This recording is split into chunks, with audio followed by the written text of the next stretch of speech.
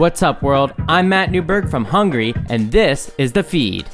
Each episode, we'll dive into conversations with the industry insiders who are leveraging technology to shape the way we eat. On today's episode of The Feed, I sat down with Justin Mayers, an entrepreneur behind better-for-you CPG brands like Kettle Fire, Perfect Keto, and HNGRY Wines, and co-founder in TrueMed, a payment integration that allows health-promoting merchants to accept pre-tax HSA and FSA funds online. In this episode, we'll talk about designing decentralized local economies around food, uncover some of the perverse incentives of big food lobbying that impacts our health, and look at the potential for personalized nutrition and wearables to improve preventative health care. I'm really excited to have you here, Justin. Thank you so much for taking the time. You've done so many different things in and around the food space, so I'd love for you to walk us through your background, how you kind of landed in the food industry and started Kettle Fire and Perfect Keto. Yeah, so I started working on Kettle Fire in 2015, where previous to that I was basically working in tech. I was living in San Francisco. I was working at a company where we were buying software, like SaaS businesses, basically like software tools and rolling them up. We basically built a portfolio of these different SaaS apps and sold that to a publicly traded company called Rackspace. And while I was kind of like working in tech and I was around all these like software people and these health optimizers and all this, I was doing CrossFit at San Francisco CrossFit where Kelly Starrett was teaching. I had a bunch of friends that were just like starting to talk about bone broth and starting to talk about, the gut benefits, the like functional benefits, how it was helping with their recovery for their workouts, like all these kinds of things. And I realized that like, even though I had been mostly paleo for, close to like 5 years at that point, or 4 years at that point, that I had never encountered bone broth, never made it myself, never had it. And so I was like, cool, I'm going to give this product a shot, and went online and basically like no one was selling a high quality bone broth that was like grass fed, had long cook times, had a focus and emphasis on collagen and ingredient quality.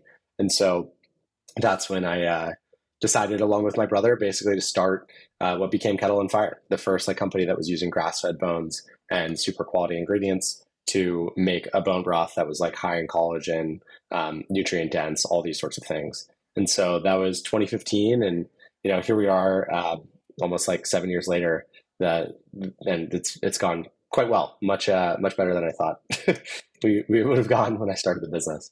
And then kind of 3 years into that, I just being in the health and wellness space, like having a product that was selling, talking to influencers, talking to our customers, we started to see a lot of customers that were asking about keto. And when these customers were saying, is this product keto? Do you have a keto soup? Do you have a keto X, Y, and Z? That kind of tipped us off to the fact that there was going to be a lot of interest, or there was at least some burgeoning interest in the keto space. When I looked deeper into it, there was almost no one that was making like keto products. Wasn't really a fit for the Kettle Fire portfolio from a what we're making standpoint. And so I partnered up with another guy, Dr. Anthony Gustin, and the two of us basically started Perfect Keto, which is a line of food and supplement products for people on a ketogenic diet. We started that in early 2017, right when some people were starting to talk about keto, and it just like, the trend kind of exploded on us over the next 3 years, which was a pretty wild ride. Very cool. Yeah, my only, going back to like the bone broth, my main experience with that was just living in New York City, and there was a restaurant called Brodo that started selling bone broth out of this like little side counter, like this little to-go window on the side, and that's kind of evolved to a CPG brand. And then there was another chain called Springbone in New York that was doing it.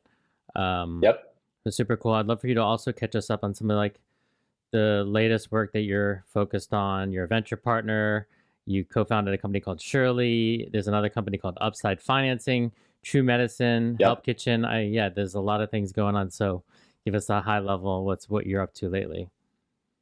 For sure. Yeah. So since then, since starting Kettle Fire Perfect Keto, started a couple things. I co-founded another business in the non-alcoholic wine space called HNGRY Wines, which basically is the idea that if you look at, I think that generationally we're undergoing a shift where people are just starting to drink less. And so we thought, if you look at the drinking less or non-alcoholic category, non-alc beer has seen a bunch of new entrants kind of enter the space and do quite well. Heineken Zero is one of the fastest growing big brands that are pushing hard into the non-alc space. Brands like The Athletic and others are really kind of owning the non-alc craft movement. And yet, the more that we looked, it was pretty clear that wine is a huge category, and yet no one is really owning the non-alc wine space. And so we basically started a brand to try and own and grow that space, which we call HNGRY. Also started again with my brother, which was fun, a business called Upside Financing, which was effectively a business that we ran into financing problems across like all of the brands that I started. Like just our current sort of financial infrastructure is not really built to fund short duration kind of loans and fast growing consumer brands. And so we started Upside to solve that.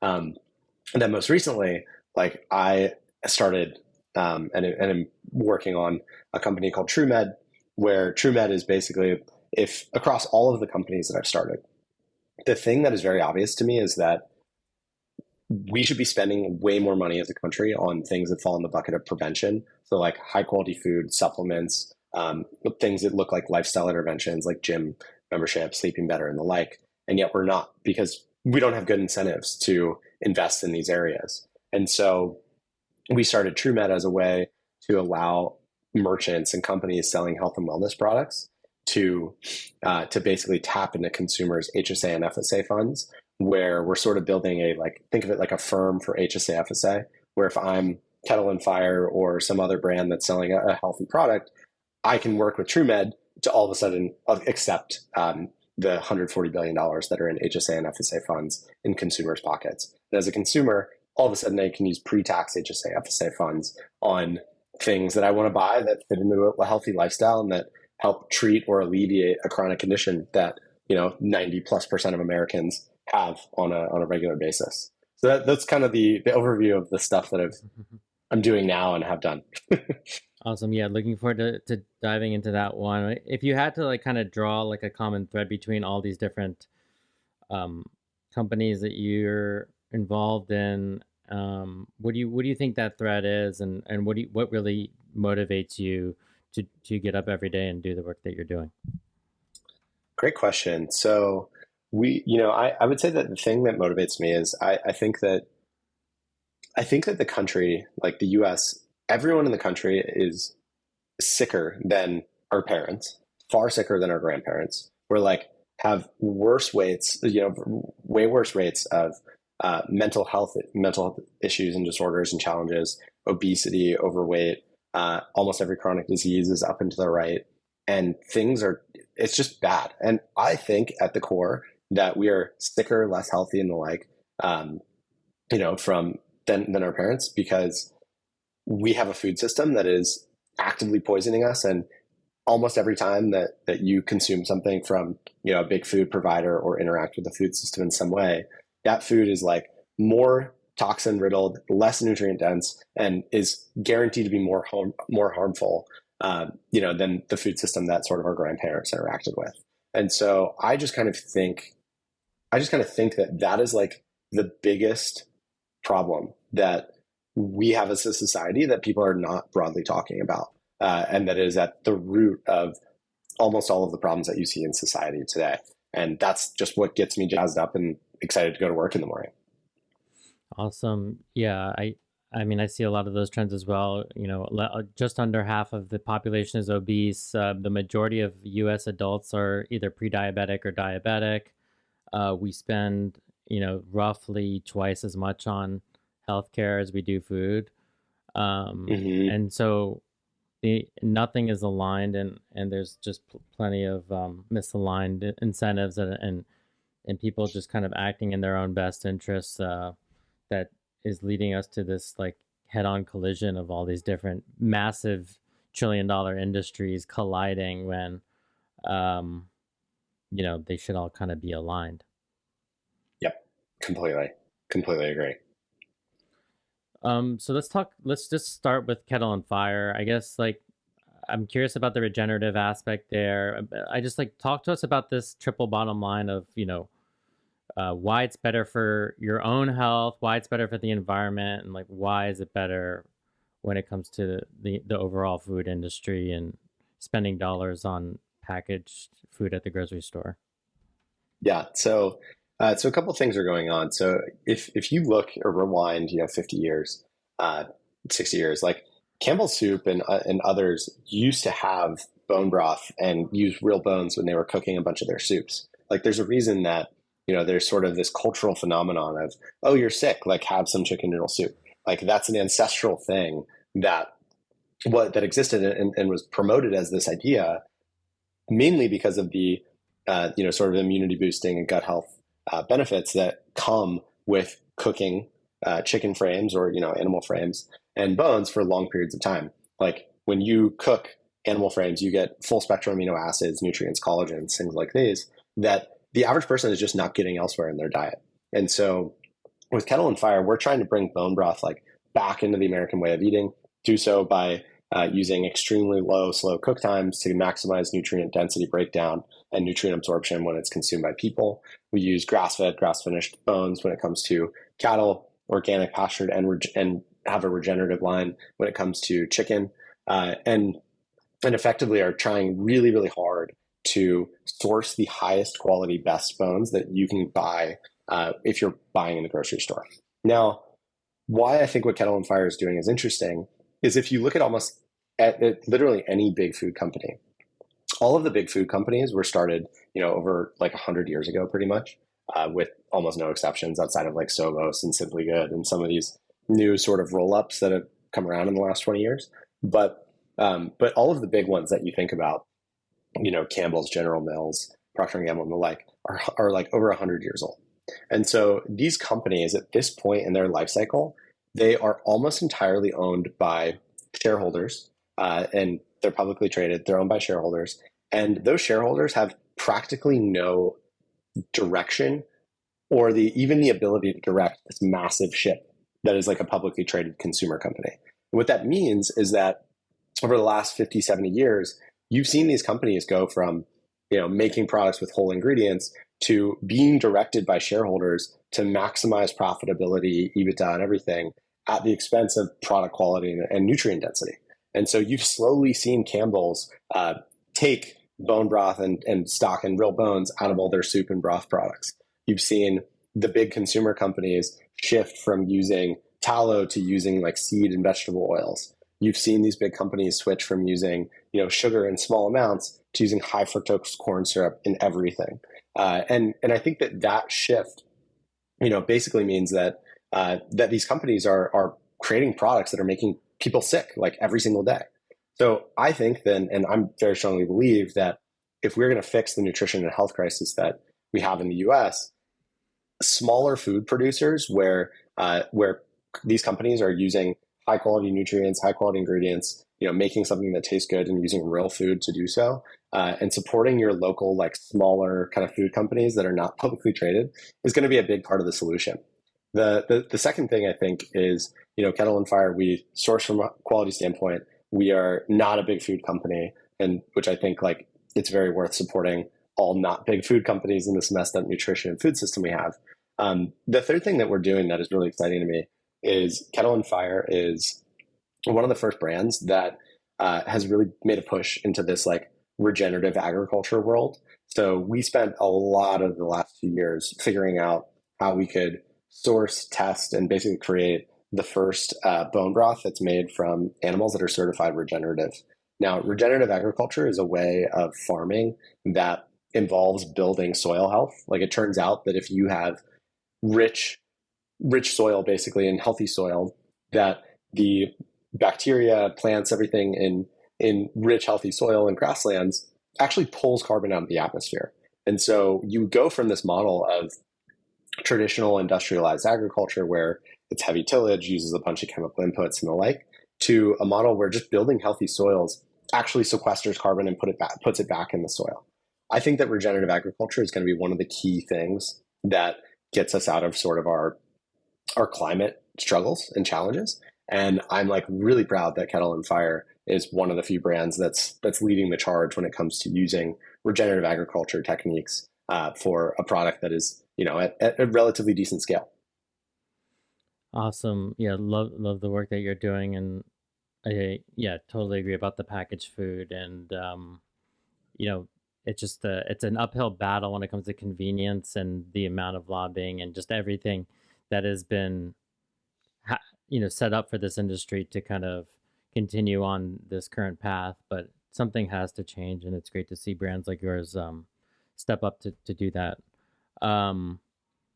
You recently tweeted something really interesting, you know, uh, controversial, I guess, because there's a lot of misconceptions, I think, around regenerative, but this idea around like the methane um, argument about against cows.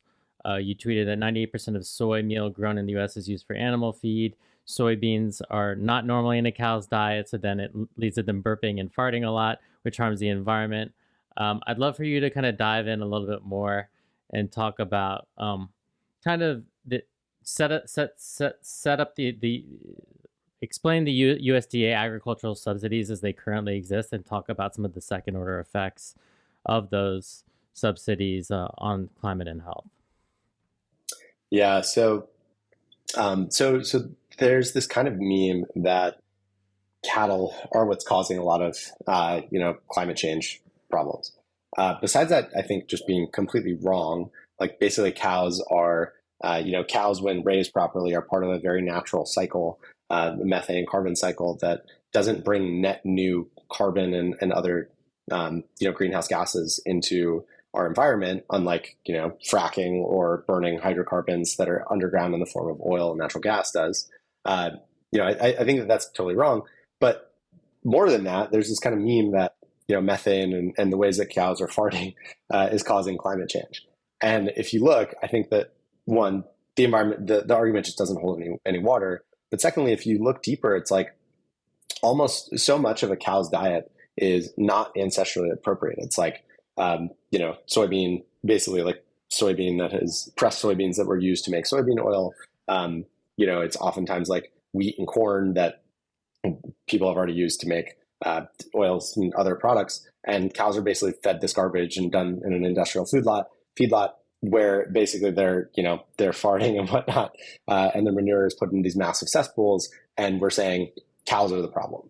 Like I actually think what is much more true is that the way that we're raising animals is a problem from an environmental standpoint, but more so from a animal rights, human health, animal health standpoint, for sure. And if I look at what's happened over the last 150 years from a climate standpoint, 150 million years ago, there were an estimated 100 million plus ruminants. So bison, cattle, elk, deer, stuff like that, roaming the plains of North America. Here we are 150 years later, and there's about 80 to 90 million cattle in North America. And yet we're told that even though there's fewer ruminant animals, they are the cause of climate change. I just think that that's like completely insane, because if you think about just from a raw number standpoint, it doesn't make sense that all of a sudden we'd see this climate issue at the same time that we have fewer ruminant animals, if that was actually the cause.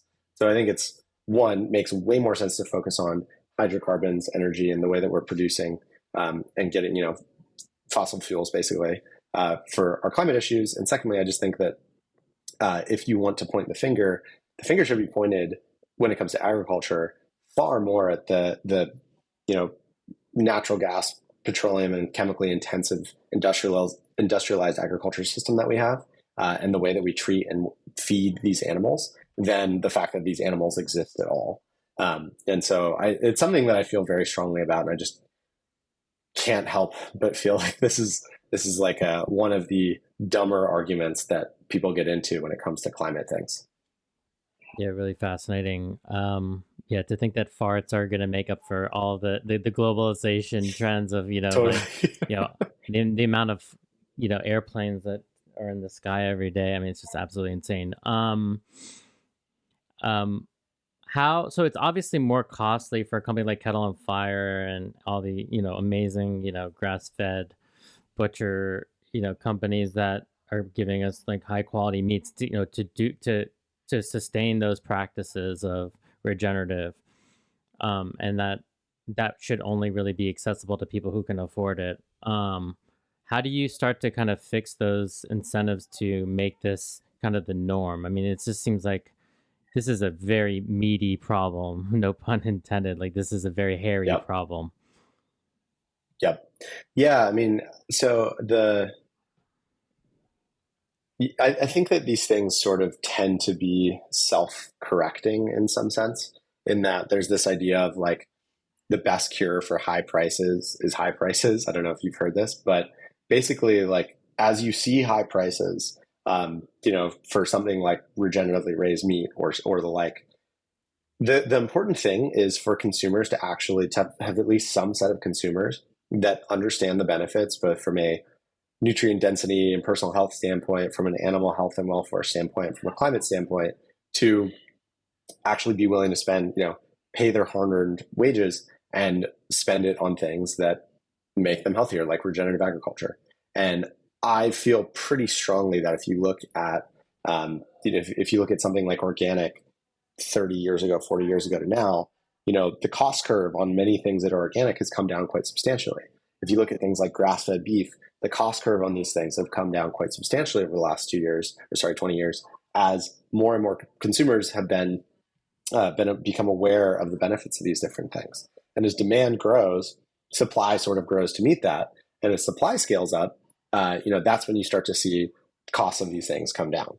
And so I'm hopeful that as regenerative agriculture and other sort of animal welfare, environmental welfare, and like personal welfare company, movements kind of gain traction, that there becomes way more demand for these sorts of types of agricultural practices that I think we need to fix our sort of like food and climate issues, and that excess demand drives lower prices, so that 1, 3, 5 years from now, you and I are basically benefiting from being able to pay less for stuff that is even current or even higher quality when it comes to environmental and animal and planet health. I sure hope so. Yeah. You Same. recently tweeted something interesting that got some buzz. It was, we need to get away from big food, and the only way to do that is to invest in local food chains. Shopify for local food is so needed and will be huge. So I'm curious for us to spend a little bit of time unpacking what this actually means and what would that potentially look like over the medium to long term. For sure. So I think that if you look at Shopify, when they started, they basically built a technology or a platform that made it easy for small individual mom and pop merchants to start selling a product online. I'm certainly the beneficiary of this. All of my brands have a Shopify store. And, when I was getting started with Kettle and Fire, basically I could look and go, it was like starting a website and starting a store that could accept customers' payments went from, probably 15 years ago would have been like, crap, I really have to hire, a web developer and do all this work, to basically just me paying $30, spinning up a website and seeing how the idea worked. Like it lowered the cost of experimentation. It also meant that Kettle and Fire could go directly to our consumers. And so we all of a sudden didn't have to satisfy or, make a Walmart or a Whole Foods or a Safeway believe us when we said bone broth is a category. We could instead go direct to our consumers. They could respond to the messaging and the quality of product and our price points that we're putting out, and start to sell and build a relationship and like move down this sort of supply demand cost curve that I was just talking about, without having to go through gatekeepers. That's amazing. And it's led to an explosion of a ton of companies that, like Allbirds, Warby Parker, a bunch of these companies that are selling on Shopify that probably would have had a hard time getting off the ground, 20 years ago. I think that there's a similar thing going on when it comes to our food system. Like a big reason that big food does so well is because they're selling through big channels. Like if you're Walmart, it's much easier for you to go to, buy from General Mills, who's selling through a distributor, or directly through you for all of your like 500 or whatever number of stores, just because it's easier to source from one supplier. However, that is what's best for Walmart dictates what's on the shelves at Walmart's, not like what's actually best for the consumer, not what's best for your local food system, not what's best from a climate or, nutrition density standpoint. I think that as we build the tools that get easier and make it easier for local food producers, like think about small batch cheese makers, small dairy production, local butchers, things like this, to sell into local food communities, that we are going to see. I think one, there's a huge company to be built there, because turns out when you buy local, you actually the food tastes better. Oftentimes it can be at the same price or even cheaper than stuff that you see in the grocery store, because you're cutting out two layers of like processing people, middlemen, and then grocery/retail margin. Uh, and I basically think that there's this massive opportunity to build a direct to consumer food system that looks a lot like the direct to consumer, system that has been built over the last 15, 20 years, where brands are going direct to the consumer and they can buy from small batch producers. Like, I think that the only reason it sucks to be a farmer today is because you're selling a product that at the end of the day is a commodity product that is controlled by large grocery retailers and large distributors, where your product, it doesn't like have any sort of differentiation from other things that it's ending up to on shelf. That changes in a big way if I had the ability to buy directly from a set of producers from within 100 miles of where I live in Austin, Texas, and I can buy directly from them, pick up food from them, pay them directly. All of a sudden, you could imagine it's much more profitable and much more rewarding to be a farmer than it is today. And so I'm like very excited about this future, and am hopeful that someone's like working to build this. Very cool. Yeah, I think this like it's very opaque as far as like this concept of food miles, right? How far has my food traveled to get onto this plate? How do we deconstruct this slice of pizza, right? Like, where did all these Yes. components come from? And if you start to peel the layers of the onion back, you just become more and more bewildered. And you think about going back to like the climate stuff. It's um, yeah, it's it's just a function of scale that these larger companies have, and the Yep. process by which they're altering the food to make it last on the shelves longer. Just ultimately, it's just a bad equation for our health, and unfortunately, it's just the most economical option, right? Yep. Um, Completely.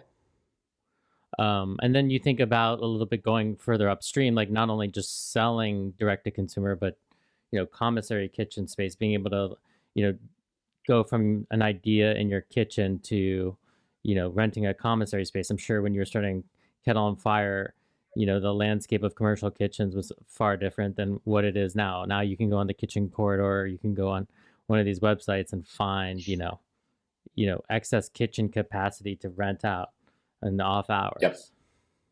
Yep. Yeah, I think that that is definitely a thing. I think that I'm hopeful that there's a lot more producers that start to take advantage of some of these local and small commissary kitchens for, testing new, I don't know, just new products, new ideas, new things like that. And so, yeah, I'm really excited about that as a trend. And I think that commissary kitchens are like a big piece of infrastructure that's required to get a bunch of this local food system kind of thing, off the ground. And then kind of pulling more on this trend, how do you look at this idea of like quote unquote decentralization, right? We've seen various attempts at getting off of Twitter or getting off of the U.S. dollar. Some of these things, nothing has seemed to really play out at scale yet. But what would this look like for food and circular economies around local food? Yeah, so I think a couple things. Like, I think that from a circular economy standpoint, I think that the key thing to do is to disintermediate or remove these big centralized entities that have their own incentive systems from our food system as much as possible. Like, it is in Walmart's best interest to make as much margin as they can off of you, the consumer, and off of the brands that they sell. It is in the brand's interest, in these big food companies' interest, to make as much margin off of the average consumer as they possibly can. So what that does, and what that means, is you basically see these companies spending a ton of money lobbying to bring down the cost of their key inputs. That's why rather than sugar, which is often imported in the US. You see high fructose corn syrup, which is way worse from people from a metabolic standpoint. But these big food companies have shifted off into using high fructose corn syrup because corn subsidies and the like have brought down the cost of an input so that it is easier for them to turn starchy corn into a highly like metabolically and glucose impacting like sugar like analog than to use just real sugar. Um, and so you see these big food companies going, okay, how do we maximize margin? Well, we have a bunch of money. We have billions of dollars in free cash flow a year. Let's spend some of it on lobbying. And then you see, corn subsidies, wheat subsidies, soy subsidies being paid to the tune of billions of dollars annually. You see things like hot rotisserie chicken not being allowed to be purchased when you're using SNAP or WIC. However, Coca-Cola makes over $1 billion in a year in revenue from food stamps. Which is basically the taxpayer paying for Coca-Cola, paying Coca-Cola.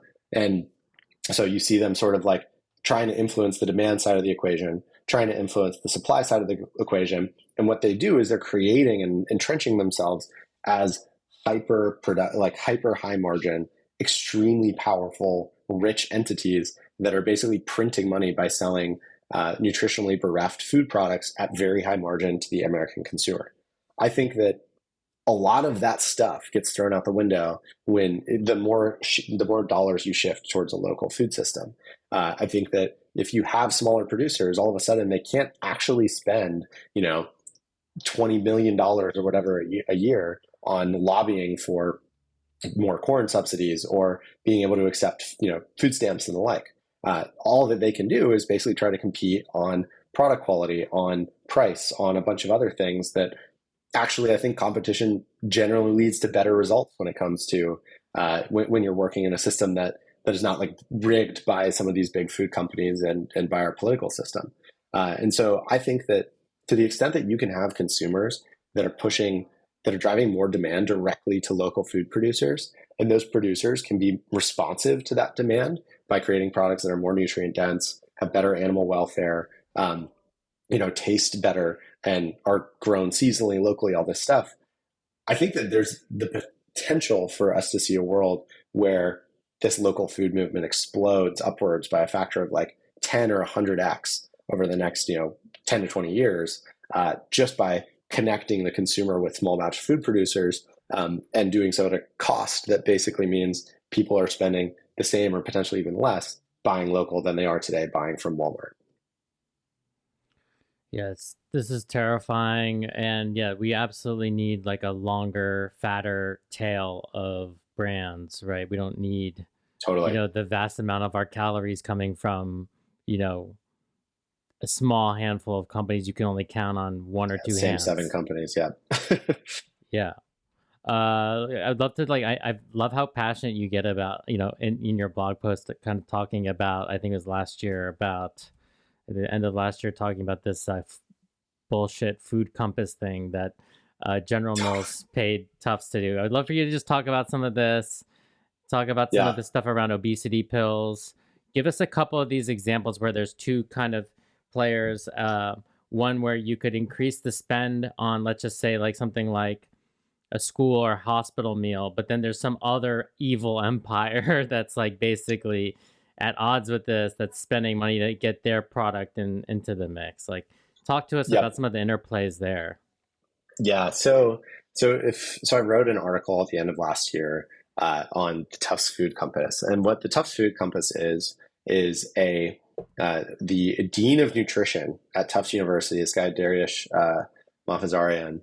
He and a team of researchers took government dollars, so taxpayer dollars, to do a bunch of research around building what was called a nutrient profiling system. So building a system that said, what foods that should be encouraged versus foods that should be discouraged. And after multiple years of work on this and millions of dollars of taxpayer money spent, what they came out with was that Lucky Charms are healthier than steak. They had like 60 name brand cereals that fell in the to be encouraged, category, and then said that things like beef, cheddar cheese, a whole egg, like should not be encouraged pretty much ever.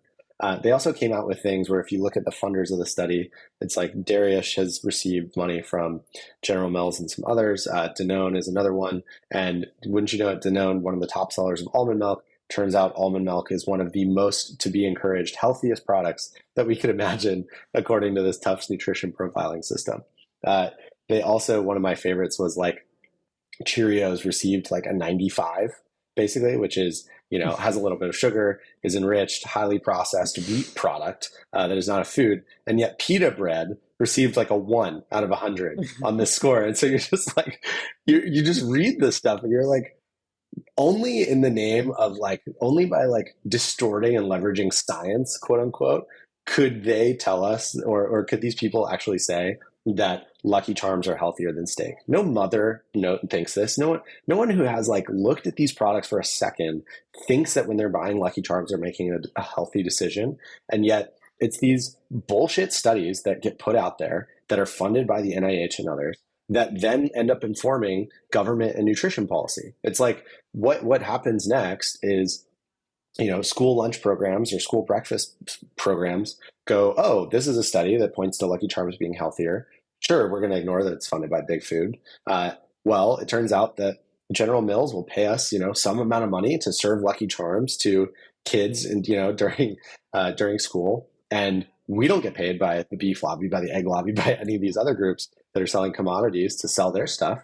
So let's sell more Lucky Charms in schools, and then point to this study as justification for that decision.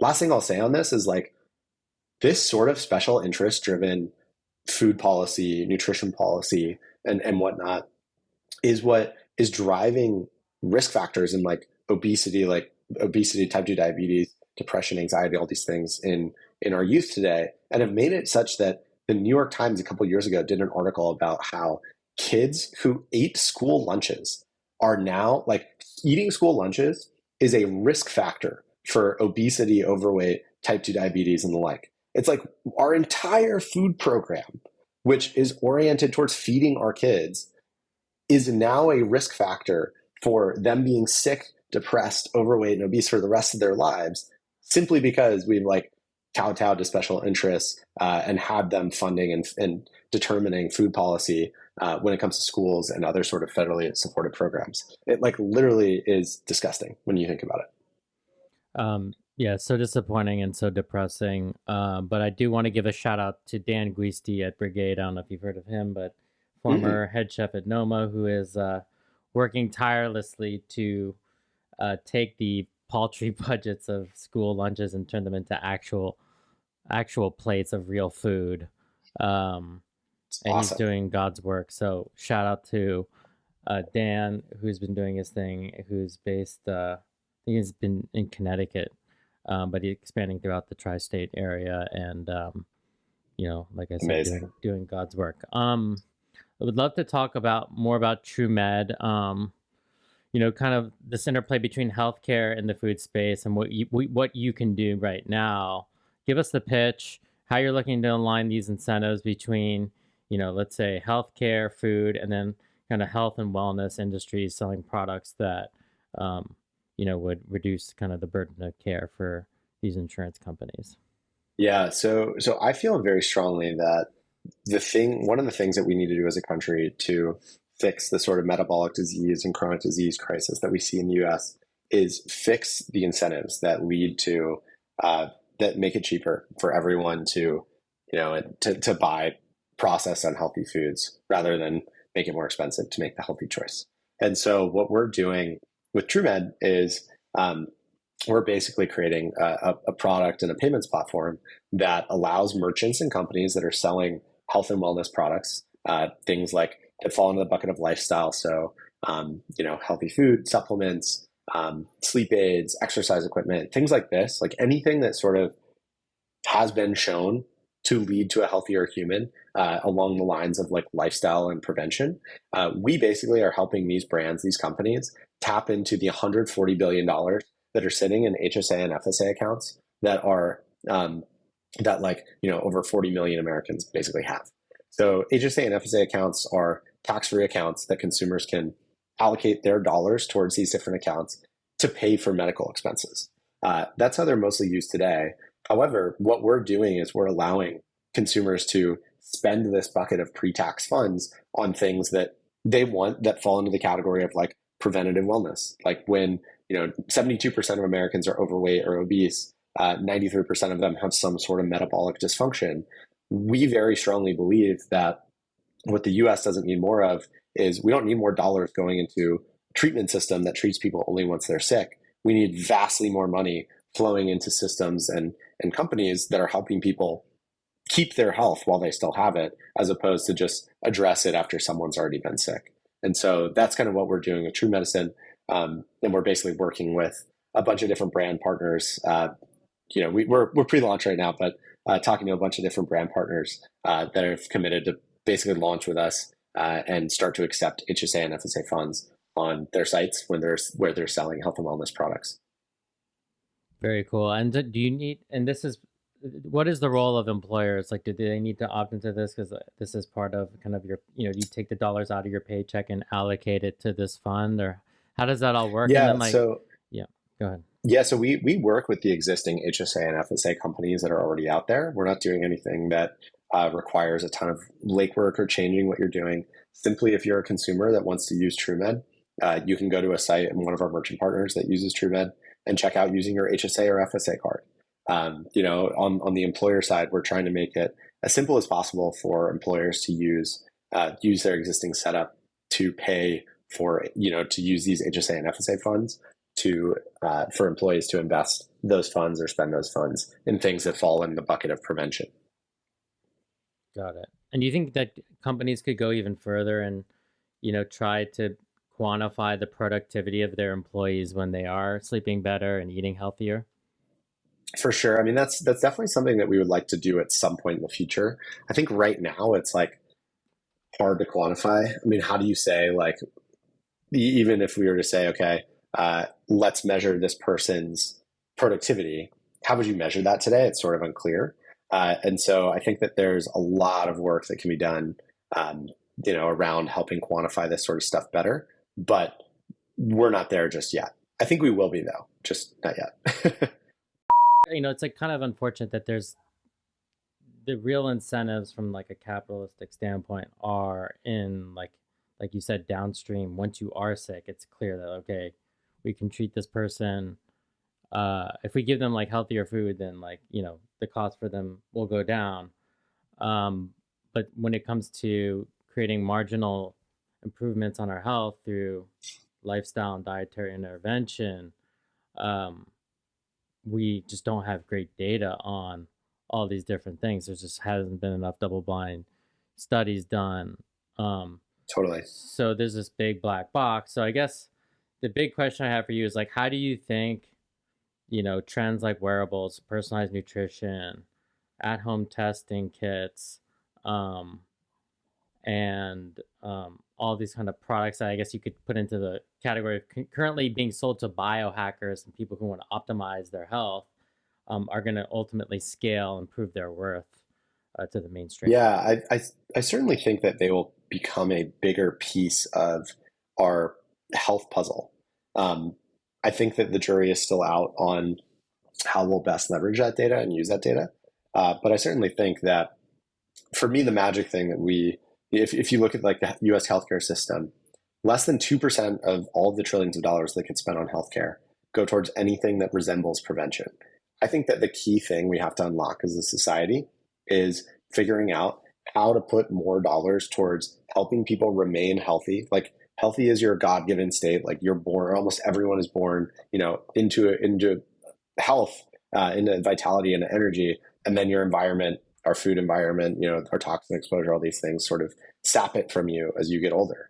I think that it's our, sort of like a challenge and an opportunity in the US is we want to figure out how do you allocate more money towards helping people maintain their health rather than spending crazy amounts, north of 5% on health of GDP on healthcare only after people get sick.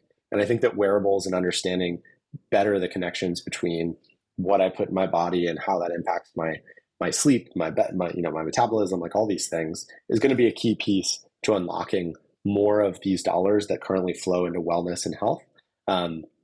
And turning that into or creating like incentives for people to actually put more and more dollars towards things that look like prevention, things that look like better food, supplements, lifestyle interventions that help people remain healthy rather than only go towards them when they're sick. Absolutely. So, like, I guess, what do you think are the biggest hurdles to getting there? And like, do you use any of these products? And like, do you have a clear vision of like what that might look like in the future as far as getting there?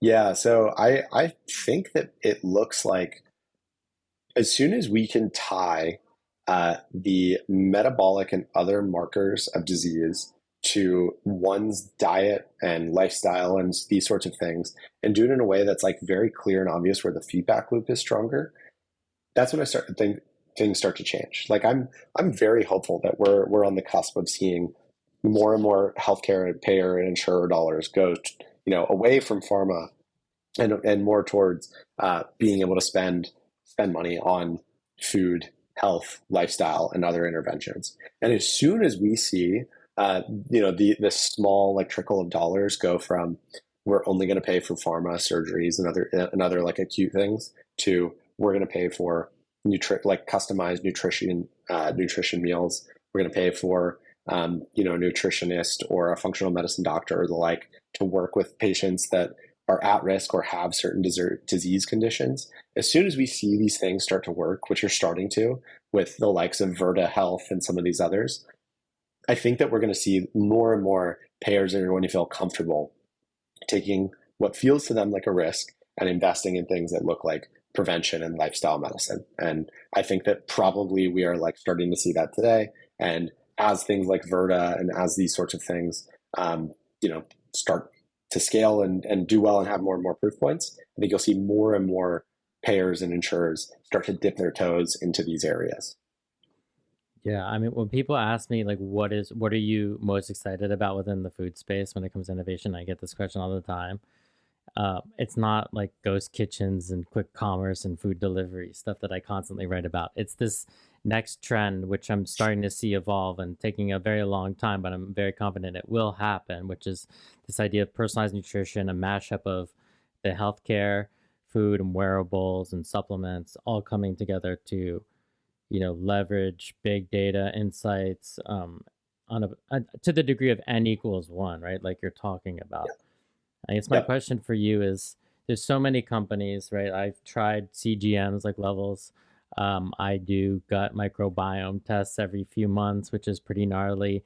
Like none of this stuff Yep. is obviously very accessible as we've been discussing. But my question is with all these different services and all these different pieces of hardware between the Whoop Band and the Apple Watch and the Garmin's and the Stravas and you name it, who's like name a company that you think might become the steward of our health? Is it Amazon? Is it our insurance? Like who is going to house all this data and help us create these actionable insights and that flywheel to keep us healthier? It's a good question. I'm not sure yet, honestly, and I'm not sure that if you roll forward, like I don't even know that that company has been started or exists just yet. I do though think that probably Amazon has a good shot, but I think to me the core thing that has to and will be unlocked here at some point in the near future is companies that provide healthy food, whether that's their grocer or food producer or whatever, will talk to or understand the outputs and the impact of their health that their healthy food has. Uh, Once that connection is made, I think that there's the potential that that company becomes the biggest company in the world. And when it comes to helping manage consumer health, um, and I truly I'm not sure that company exists just yet, but I think that there's going to be a lot of reasons that that company should exist in the near future, and when it does, I think it'll do quite well.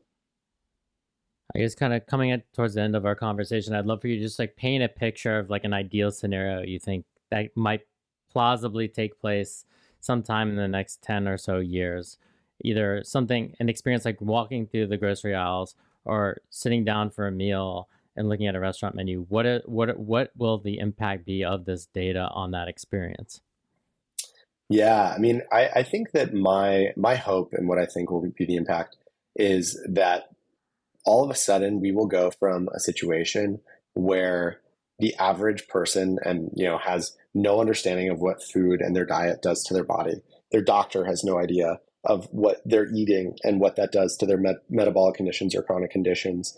We go from this like lack of information to a very information dense environment where all of a sudden, your doctor or whoever has an understanding of what you're eating, and you have incentives to walk through the grocery store and make healthier choices. Like rather than buying, Oreos or something, you can buy like blueberries and an apple. Or rather than saying, Oreos are on shelf at cheaper than any other dessert or fruit that one could buy at the grocery store because they're heavily subsidized and whatnot. They're as expensive as cigarettes are today because we as a society have understood that smoking is bad, so we should tax it to reduce that negative externality. Cost of cigarettes goes way up, and the rates of smoking come way down, as are the associated disease burdens with smoking. I am hopeful that a similar thing will happen in the US when it comes to these big food companies and their highly processed wares, and that we have a much more tightly integrated healthcare and food system that understands the impact that each has on the other. Love it. Yeah, it's undoing a lot of this kind of Black Mirror kind of current state of a business and driving people towards better outcomes, which I certainly hope we see. Yep.